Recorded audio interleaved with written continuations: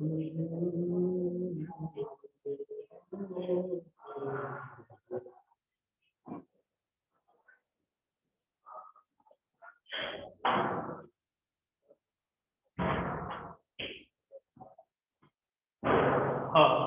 Good morning बच्चों। मेरे बच्चों, आज क्लास 4 के जो बच्चे हैं उनको मैं हिंदी पढ़ाऊंगा बच्चों, आप लोगों को। तो सब लोग जुड़ लें।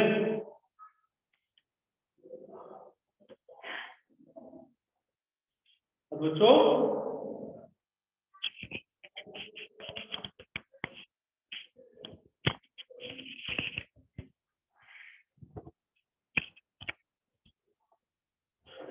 हेलो हेलो हेलो हेलो बच्चों, आवाज आ रही है? हेलो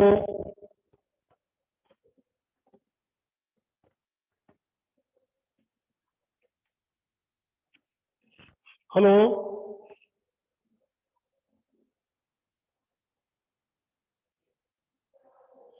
हेलो हेलो बच्चों,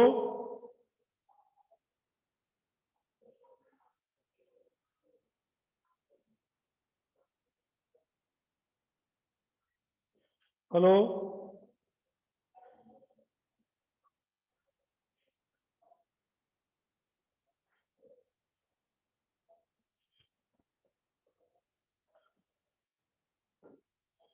हेलो बच्चों, आवाज नहीं आ रही क्या?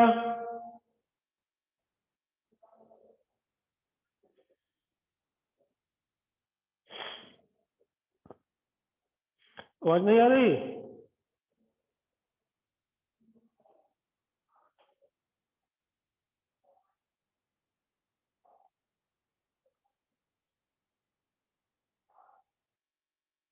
हेलो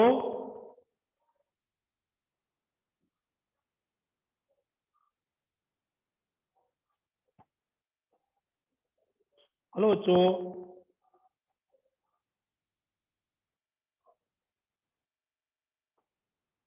हाँ, चलो चलते हैं अपने टॉपिक की ओर। तो बच्चों, आज कक्षा 4 के जो छात्र हैं उनको मैं हिंदी पढ़ाऊंगा। आज का टॉपिक है पाठ 14, मिट्ठू। बच्चों, अपने अपनी बुक निकाल लें। सुनो, आप आइए सीखें आज हमें सीखना क्या क्या है। मित्रता की भावना, पशु पक्षियों के प्रति प्रेम और संवेदना, मनोरंजन के पुराने साधनों से परिचय, क्रिया का ज्ञान, वचन और वाक्य रचना की समझ। ये चीजें हमें सीखना है बच्चों, ठीक है? ये सारी चीजें हमें सीखना है। तो बच्चों, चीजों को हमें सीखना है।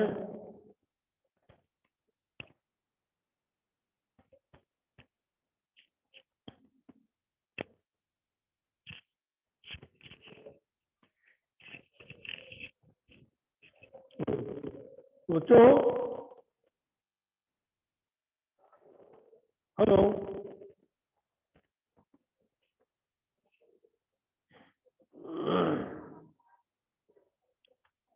बंदरों के तमाशे तो तुमने बहुत देखे होंगे।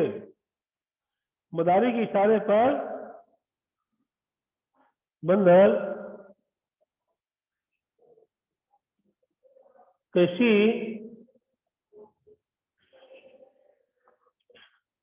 कैसी नकल करता है, उसकी शरारतें तो भी तुमने देखी होंगी। तुमने उसके घरों से कपड़े उठाकर भागते देखा होगा।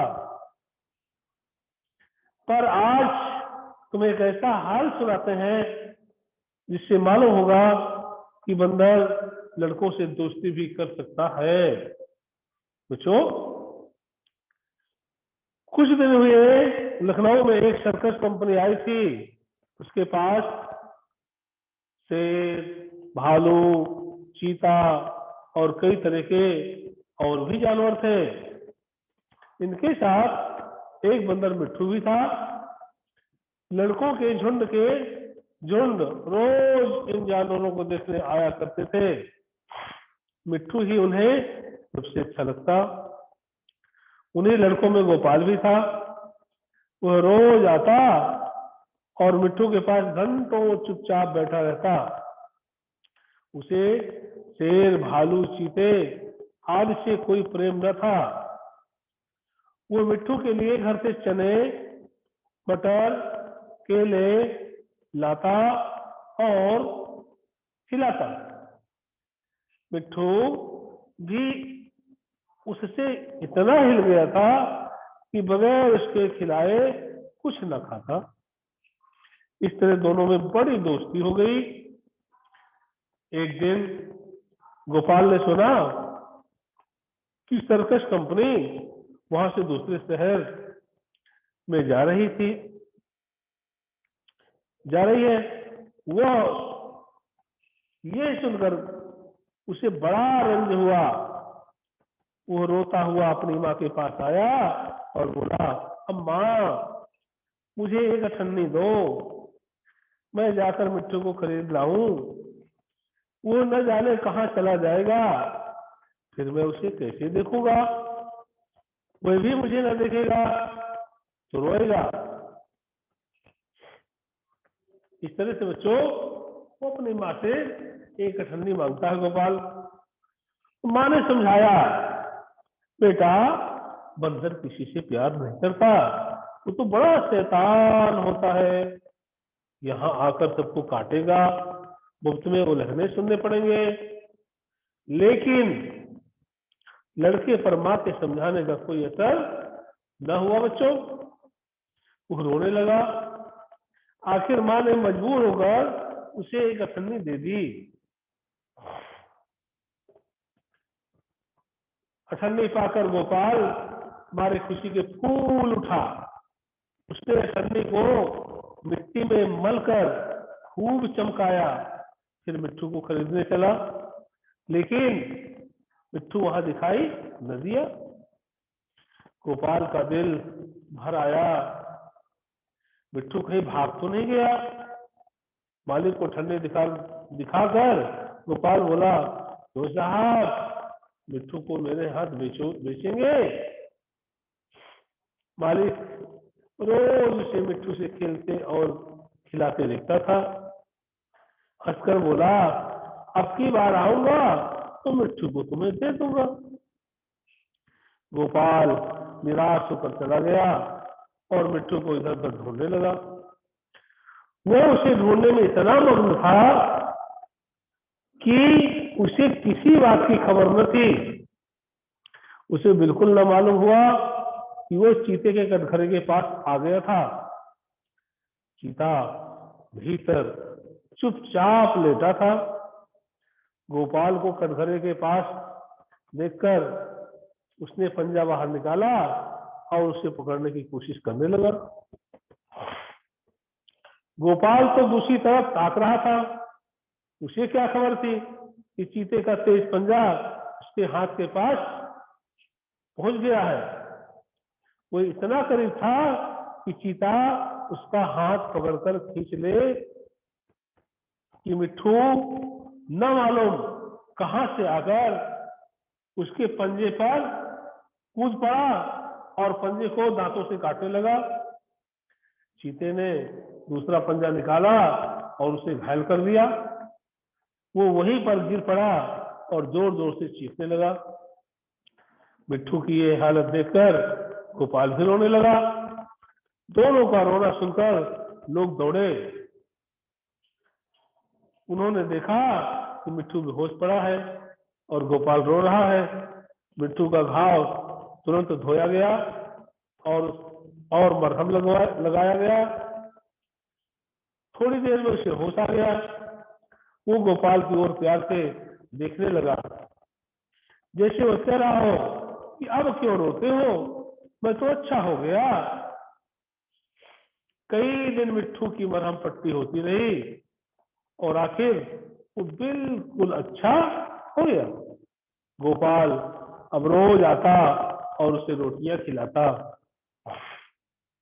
आखिर कंपनी के चलने का दिन आया। गोपाल बहुत उदास था। वो मिट्ठू के कटघरे के पास खड़ा आंसू भरी आंखों से देख रहा था कि मालिक ने आकर देखा, अगर आकर कहा, अगर तुम मिट्ठू को पा जाओ तो क्या करोगे? गोपाल ने कहा, मैं उसे अपने साथ ले जाऊंगा, उसके साथ खेलूंगा, उसे अपनी थाली में खिलाऊंगा, और क्या। मालिक ने कहा, अच्छी बात है, मैं तुमसे ठरने लिए बिना ही तुम्हें देता हूं। गोपाल को अब गोपाल को जैसे कोई खजाना मिल गया। उसने मिट्ठू को गोद में उठा लिया, पर मिट्ठू नीचे कूद पड़ा और उसके पीछे पीछे चलने लगा। दोनों खेलते कूदते घर पहुंच गए। बच्चों, इस तरह से दोनों खेलते कूदते घर पहुंच गए। तो बच्चों, जानते हो इस कहानी को किसने लिखा? इस कहानी को लिखा है मुंशी प्रेमचंद जी। मुंशी प्रेमचंद जी कहाँ के रहने वाले थे, कब उनका जन्म हुआ था, थोड़ी सी उनके जीवन के बारे में आप लोग भी जाने। बहुत बड़े लेखक थे हमारे देश के वो।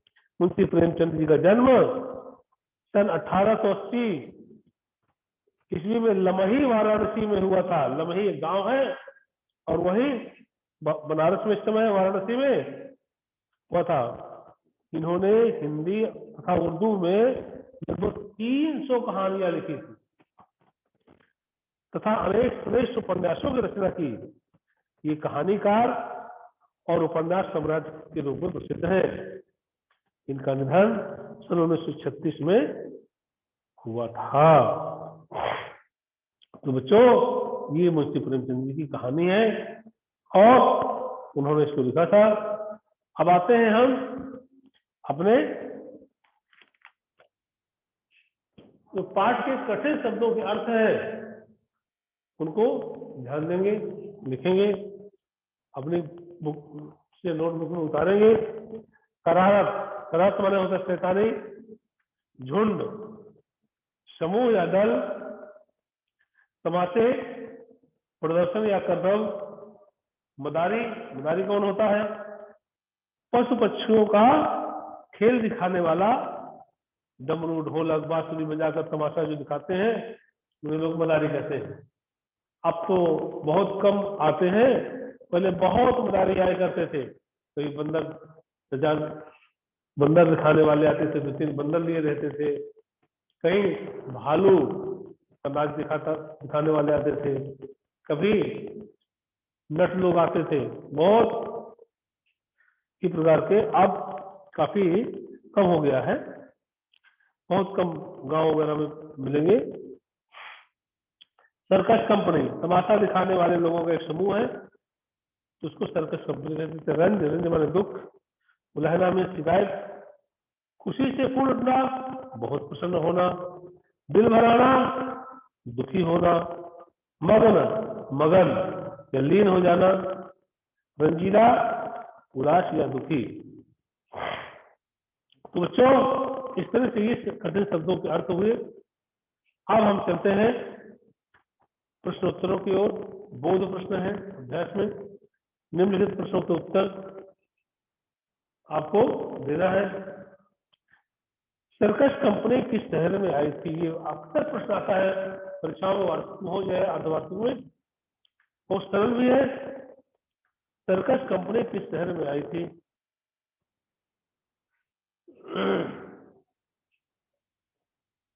सर्कस की कंपनी जो है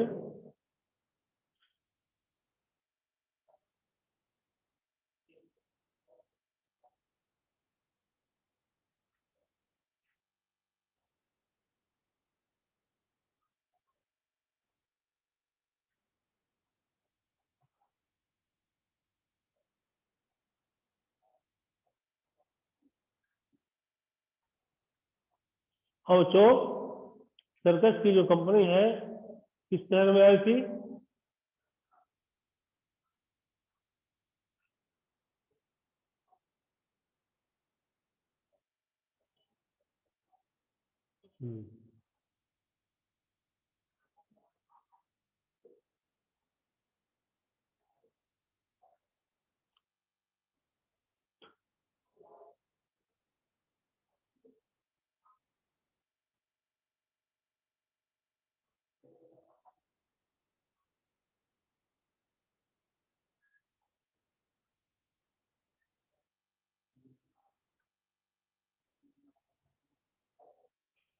तो बच्चों इस सर्कस की जो कंपनी है किस शहर में आई थी? सर्कस की कंपनी लखनऊ शहर में आई थी। कहाँ आई थी? लखनऊ शहर में आई थी। और बच्चों गोपाल और दूसरे लड़कों को कौन सा जानवर अच्छा लगता था? गोपाल और दूसरे लड़कों को मिट्ठू नाम का बंदर अच्छा लगता था। गोपाल और मिट्ठू आपस में मित्र कैसे बन गए? गोपाल और मिट्ठू आपस में मित्र कैसे बन गए? गोपाल मिट्ठू के लिए घर से चने, मटर, केले लाता और खिलाता। मिट्ठू भी उससे हिल मिल गया था। इतना हिल मिल गया था कि बगैर उसके कुछ खाता पीता भी नहीं था। इस प्रकार दोनों मित्र बन गए। गोपाल चीते के कटघरे के पास कैसे पहुंच गया? गोपाल मिट्ठू को ढूंढते ढूंढते चीते के कटघरे के पास पहुंच गया। मिट्ठू कैसे घायल हो गया? गोपाल को कटघरे के पास देख करके जब गोपाल चीते के कटघरे के पास पहुंच गया था और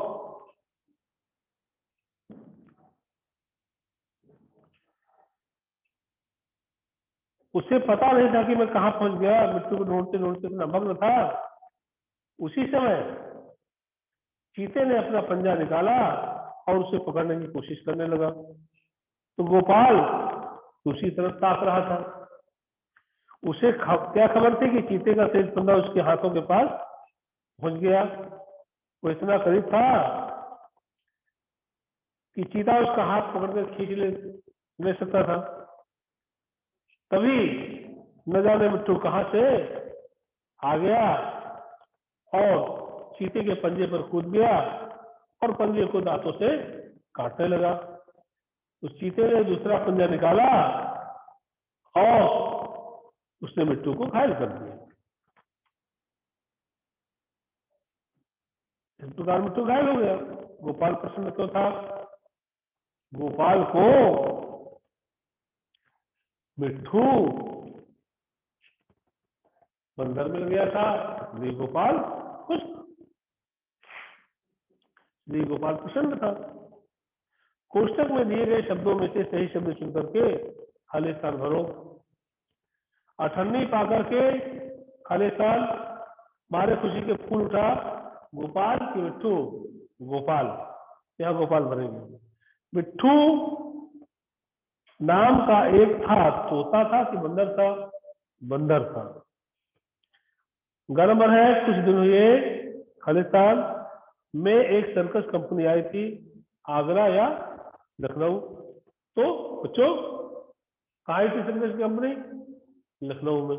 यहाँ लखनऊ भरेंगे। कुछ दिन हुए लखनऊ में एक सर्कस कंपनी आई थी।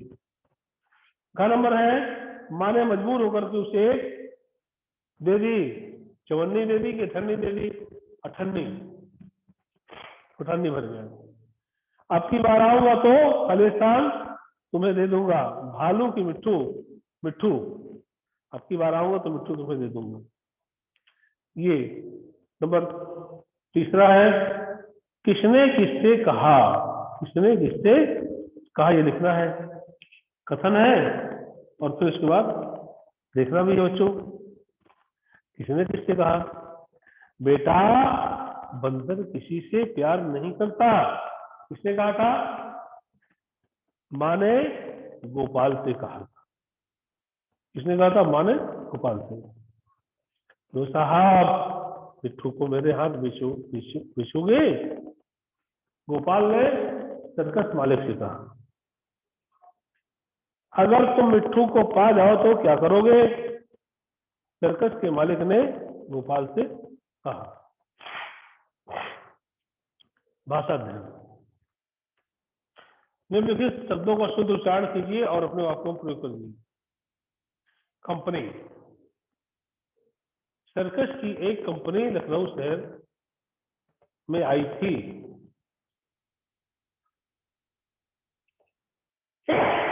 मिट्ठू मिट्ठू नाम का एक बंदर था। घाव पर मलहम लगाया जाता है। आंसू।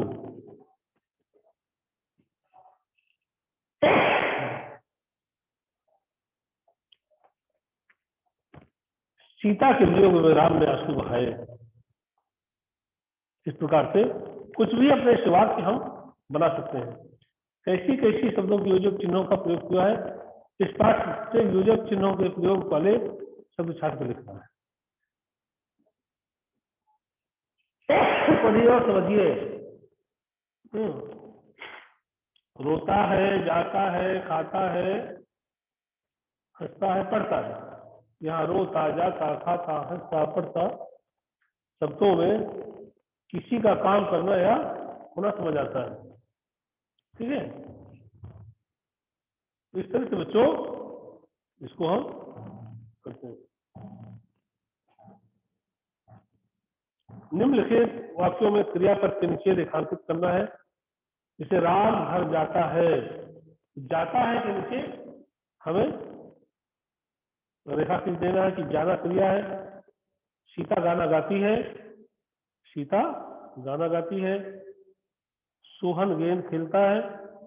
खेलने के नीचे राधा नाचती है तो राधा नाचती है। ठीक है बच्चों? इस तरह से हमें इस पाठ की एक्सरसाइज भी करना है। और देखिए बच्चों, 5वां नंबर प्रश्न है। बाद में लिखा भी देंगे आपको। निम्नलिखित शब्दों में से एक वचन और बहुवचन शब्द अलग अलग कीजिए। निम्नलिखित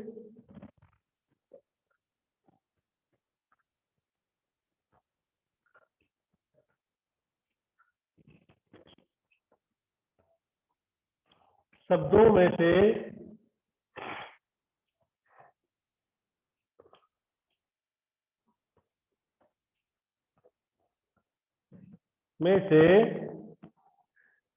एक वचन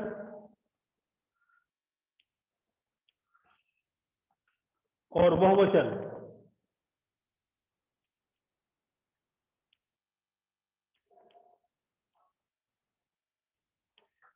बहुवचन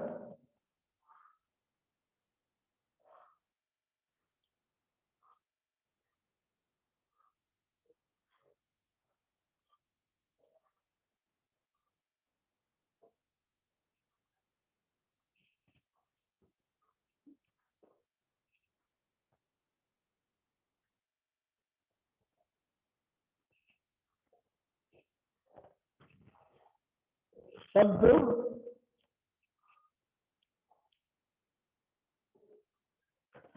अलग अलग कीजिए।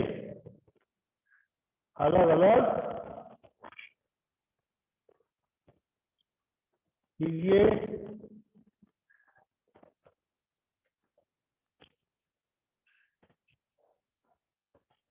जैसे शब्द है लड़का,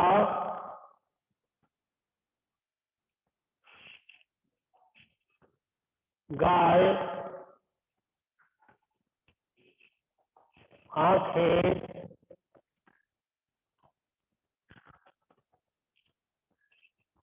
बंदरों,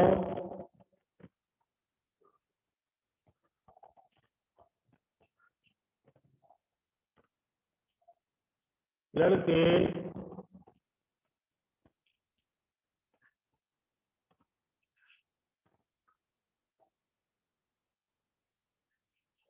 गायें आंख बंदर ग्वाला आंख बंदर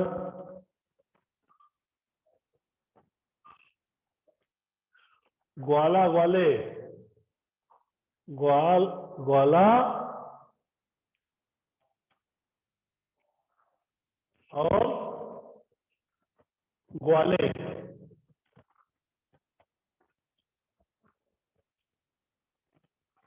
ये शब्द है बच्चों, और इनको हम अलग अलग कॉलम में रखते हैं।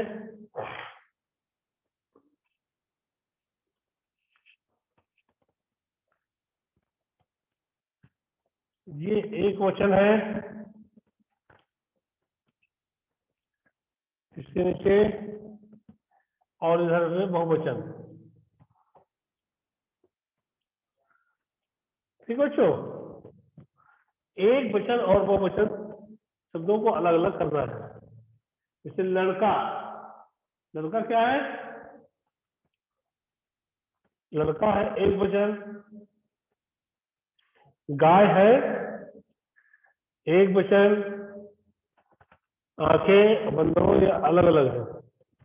इसके बाद आंख, आंख है एक वचन।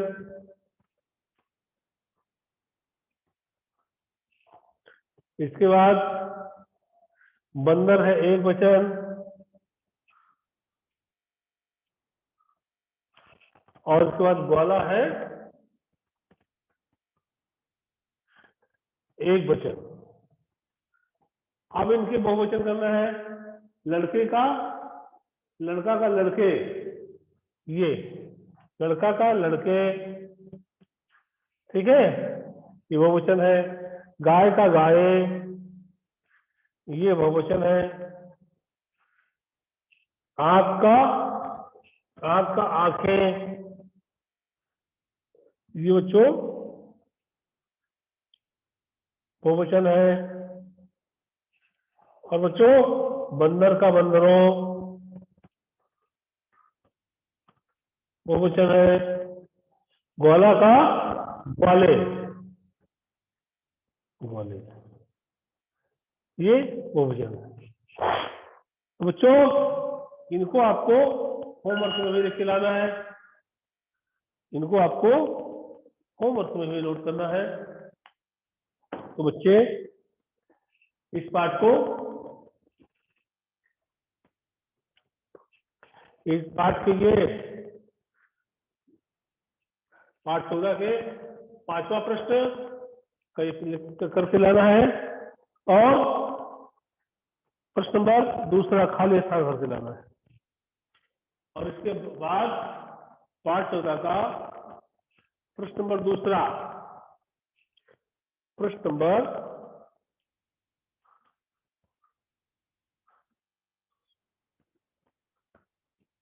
2 खाली स्थान भरना है। खाली स्थान भरो और एक वचन तथा बहुवचन लिखो। और प्रश्न नंबर 2 हो गया। प्रश्न नंबर ये है 5वां, एक वचन और बहुवचन लिखो। एक वचन तथा बहुवचन लिखो।